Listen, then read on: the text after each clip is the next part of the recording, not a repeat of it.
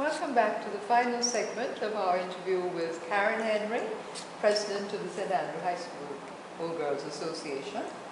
And Karen, I know that music has always been the love of your life, so tell us a bit about your extraordinary work with the Portmore Chorale. I believe you have a concert almost every year.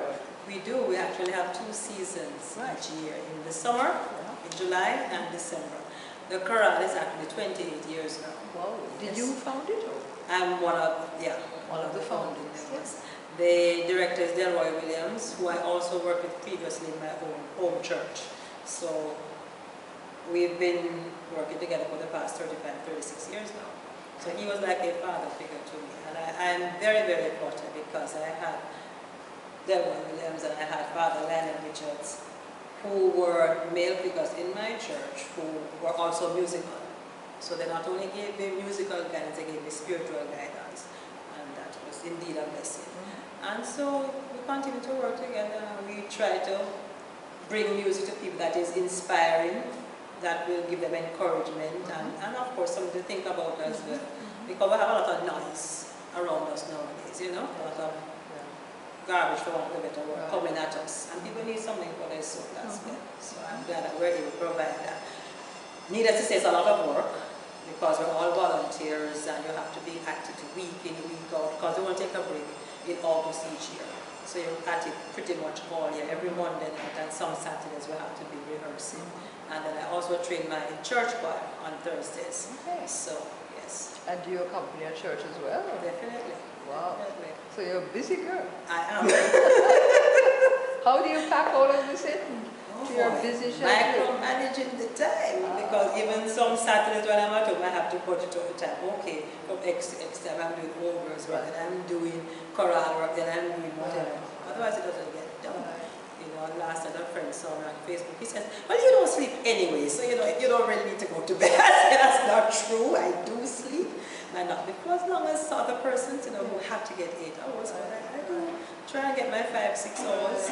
What sort of music do you focus on in the chorale? Is it in the purely religious or? It's mainly religious music, yes. We do semi-classical, Negro spirituals. We do folk as well. Jamaican folk songs and revival selections are a part of our repertoire now. And we're doing more contemporary gospel these days, you know, like Brooklyn Tabernacle and that sort of, which I absolutely love. And we now have a regular guitarist and drummer. So that also augments the accompaniment for the group. And yeah, it's beautiful. It's wonderful. So, after all of this, we want to know a little bit more about trivial things like your favorite movie and your favorite books. So let's hear about. I don't have a favorite book per se, but I love inspiring writings. You know, like Dale Carnegie, Joyce, Mayer, these sorts of persons. I like to read the work. Inspiration. Give you something to, It blesses you to inspire. So it gives you new thoughts as well, because if you're leading people, you need to believe in them in a positive way and get something that you can hold on to. So I like that kind of writing. And I also... Do you get the time to go to movies? Lord have mercy. Not as much as I used to. I managed to see Tyler Perry's movie, the last one, Temptation. I finally saw it like the day before it closed. The other day. But generally I like his movies as well, Tyler Perry. And I love romantic comedies.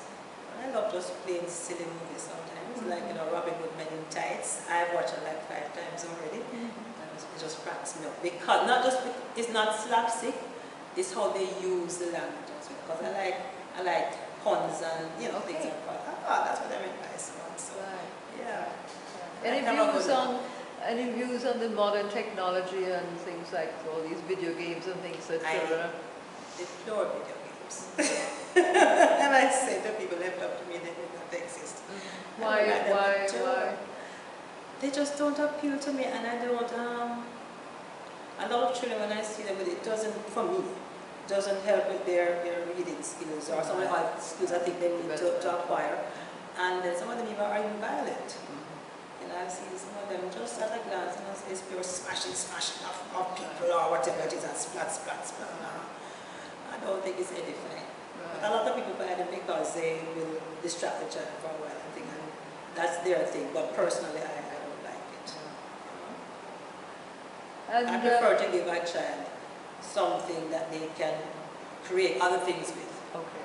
You know, or something that they can read and use their Stimulate their imagination. creativity. Exactly, exactly. So you work with the old girls now. Tell us about that. I know that you have been canvassing for new members, and you probably have an appeal that you want to make to old girls looking at this. New old girls, old girls work is never done. And right now our major project is the Pianist land acquisition venture. And so we have a block drive on whereby people can donate in blocks of 10,000, 20,000, whatever it is, to donate to the purchase of this land. Because although we have it, we are a long way off from covering the purchase price, and then you're going to have development costs. So having the land is already a good material to have to put up the building and the fixtures and maintain and so on and so on. So what are the plans for that property? staff and student housing is the focus. So is there a need for that? There is a need because there are girls who live far away, in some cases some in very challenging circumstances.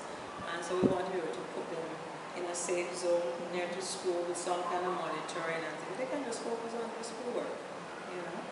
And I remember when we met with some of the scholarship recipients a few months ago, and they told us that it takes them like 2 hours to get to school because some of them are in Newarton or Clarke or something like that. It's far and it's hard for a child to focus when I have to be spending so much time commuting.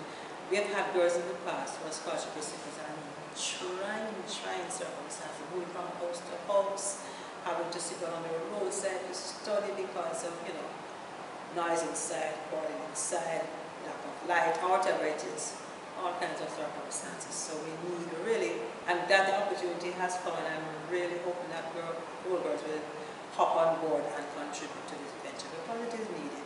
And we can't forget others just because we are at a comfortable place now. Karen, Monique, Henry, thank you so much for spending time with us today. It's been a pleasure talking to you, and continue your good work. Thank you so much. Every blessing.